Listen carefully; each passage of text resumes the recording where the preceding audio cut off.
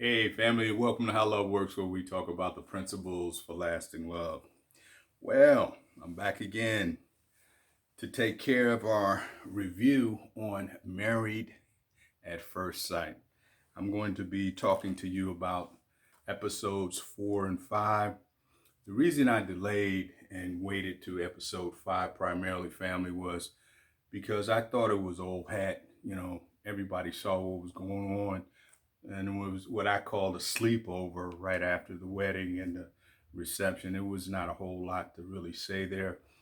Everyone was still operating from their starry eyes, and they were seeing rainbows and butterflies and unicorns. So I didn't really see a whole lot of benefit in saying a whole lot about that. So uh, I think episode 5, where they go off on their honeymoon, was more, I think, of an opportunity to do a little deep dive into maybe getting a very small view or maybe small indicators about what we might be seeing going forward in all 5 of these individuals' relationships.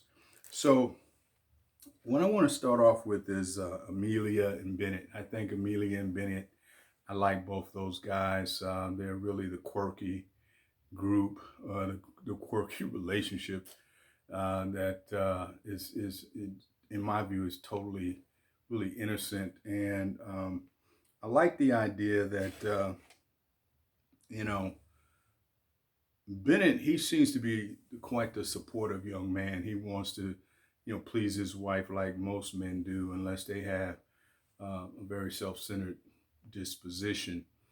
He really does. But I noticed that there was an issue with him, and it came up during the honeymoon, and it was the fact that when Amelia was talking about how her mother was going through medical school and how she spent time and was present with them when she did come home after her rounds, really what helped, what she seemed to have gleaned from that was the security of having someone who really had a good relationship with her children, and it helped her to understand how she really mattered to her mother.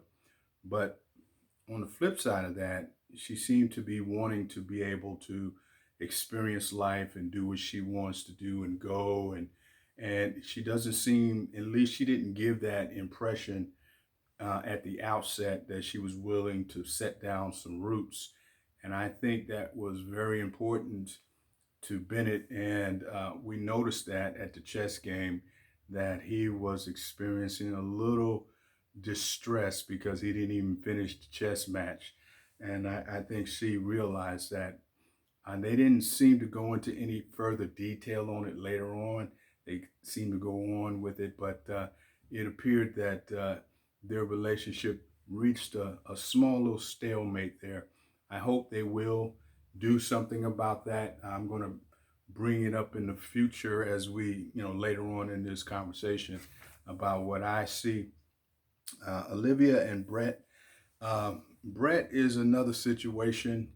Brett ran into a little stalemate as well with Olivia, and the stalemate had to be the reality that she seems to not see herself as a parent, and she doesn't seem to um, want to have children at this point in her life. I mean, she is 30 years old, and the reality is within the next 60 months, it's her eggs may not even be worth harvesting. So if she obviously must believe that that's not something she wants to do. And I think that, as I say later on, I'm going to deal with this issue that I'm seeing. There seems to be a pattern here, and I noticed that that was important to him. But I like what he said, that he wouldn't really want to pressure her or want her to have children for his sake, because it wouldn't be fair to him, nor would it be fair to the children to have a mother who didn't really want the children. And that's the takeaway I got from that situation. Another issue, which is obviously Christina and Henry. Christina is dealing with a young man that she's never had to deal with, who seems to be very awkward.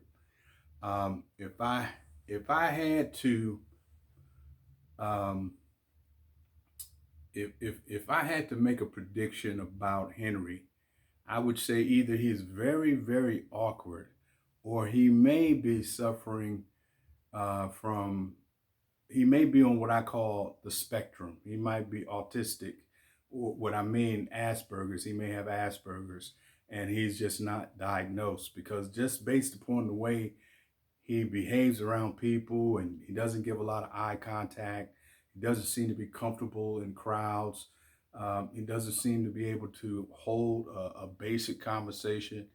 Um, it's very difficult for him. And Asperger's, not all, there are some that are very good at masking their deficiencies, and others it's a little bit more difficult. But that's another issue that has seemed to have risen its head. That might be a problem. So that's what I see with those two, and I'm not sure how they're going to resolve that. I don't even know if I'm not sure even if I'm even close, but only time will tell. The next one is Miles and Karen. Now, Miles and Karen I like both of those guys. I have some issues, obviously. I don't know if Miles is going to turn out to be a young man that appears, and I think I'm not going to use the term appear, may be a little immature for her. I don't see that yet. I think she seems to be implying that, but I don't necessarily see that. There's some issues that I saw with her initially, and the thing that I saw was that even though she wanted to be married, um, when she was dealing with when she got married to Miles, one of the first problems that she noticed was when she first saw that video before she even got married. She said he wasn't her type. And then she said his age seemed to be maybe an issue for her. Then she said, I think he might be a bit of a mama's boy. Then she had that emotional breakdown during the ceremony. And then she said the number of his relationships that he claimed he had 10 relationships, and she thought that was an issue. And then she thought it was also an issue when it came to him. She kept calling him her stranger. And then he ultimately said that he was diagnosed with clinical depression. So from their relationship, from her perspective, she noticed anywhere between 7 and 8 flaws in this young man.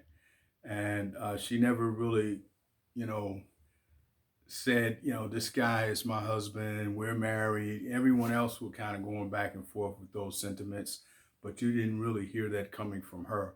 You kind of heard it from him more often than not. So I'm a little worried there. And then, of course, we have Woodrow and Armani, the last group. Now, Woodrow and Armani, I love everything about Armani.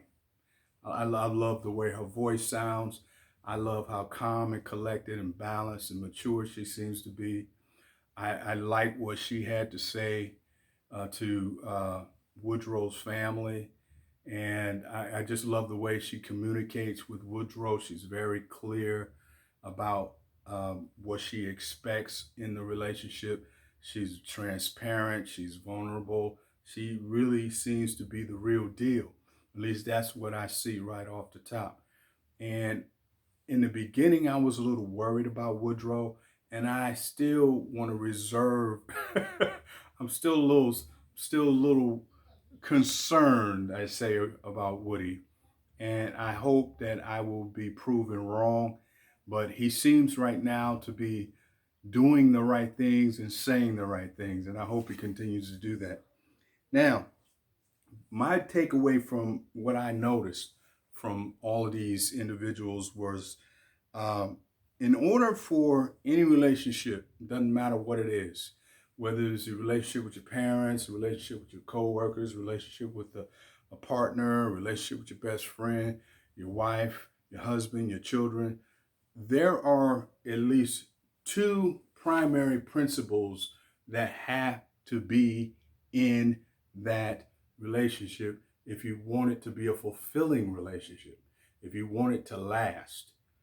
And these two primary components are accountability and clarity. Accountability and clarity. Now, without going into a whole lot of detail, all that means in terms of accountability is that everyone needs to be accountable for their stuff in the relationship. I don't make myself accountable for you. You don't make yourself accountable for me.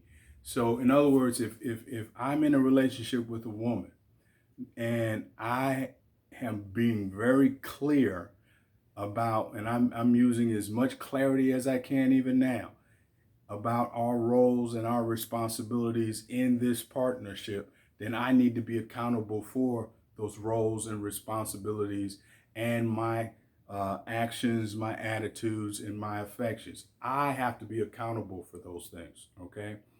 And that makes it easier for us to create a foundation for trust, all right, and commitment, because we know where each one of us is coming from, all right? So you need that clarity. And often in relationships seems to be built upon the sinking sand of expectations that is unconscious in many cases. Most people don't even realize that they have certain expectations because they don't do the work in understanding themselves, about their needs, about their wants. And that's one of the things that we're going to go into or segue into now. The second thing that helps relationships last is, and I don't know if this is something that they deal with on this show, but I think it's necessary, I think it's imperative that in order for a relationship to have some longevity, that you have to be clear. It goes back to that issue of clarity. You have to be clear, all right, about, and meaning you have to be honest, sincere, and genuine about what you need in the relationship and what you will not deal with. You need to be honest, sincere, and genuine about that. There has to be total clarity about that. Those are the two main things that help relationships last. Now, based on everything I just told you about these 5 couples, there's a lot of expectation already on both sides of the aisle, both for husband and wife. And you're seeing it bubble up to the surface already. And there's not a whole lot of clarity going on. And it's like they have not been, except for maybe Armani, they have not been transparent about what they really need, or if they're even aware of what they really need and what they will not tolerate. Because I think just allowing someone or consenting to something that you know you need without at least negotiating, you're just accepting what the other person claimed they need, then that's the recipe for failure. And that is what I'm already seeing here. I'm hope that I am not wrong. I got it backwards. I hope that I am wrong in this situation. I hope I am wrong. I hope they will learn how to get past these issues. Some of them are very small and it shouldn't be an issue. But based upon the way relationships work in America today, I'm probably not gonna be wrong with at least half of these couples. They're gonna find petty expectations that's gonna rise to the surface, that they're gonna make mountains out of molehills out of, and they're gonna polarize and they're gonna emotionalize it. And if they have negative emotions about these things, all their feelings are gonna be determining whether the situation is right or wrong. It's not going to be based upon principle. It's not going to be based upon the partnership, because in my world, I just realized that, all of us have flaws and we have to accept the flaws that we have. And marriage is one of those institutions that understands that. So we don't get married because we're looking for the perfect individual, because that person doesn't exist. None of us are really worthy for marriage. We just are not. However, we don't get married to the person, we get married to the marriage. Marriage is a commitment of hearts. Marriage is a commitment of minds. And if you're not willing to learn how to love your spouse, because you don't fall in love, like you're looking for a place that says love and then you do a deep dive, that's not what it's like. You need to learn how to love, especially in those moments when it's stressful and you don't feel like it. Okay, so these are the kinds of realities that you have to learn. These are things you learn, and that's one of the reasons why marriage is such a hard institution to live within, because both parties are very superficial and very selfish.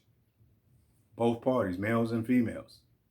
And the way we are as human beings, women's instincts are opposite to men's instincts. And often, if you don't understand the two, if you don't understand male psychology or female psychology, that's another train wreck all by itself.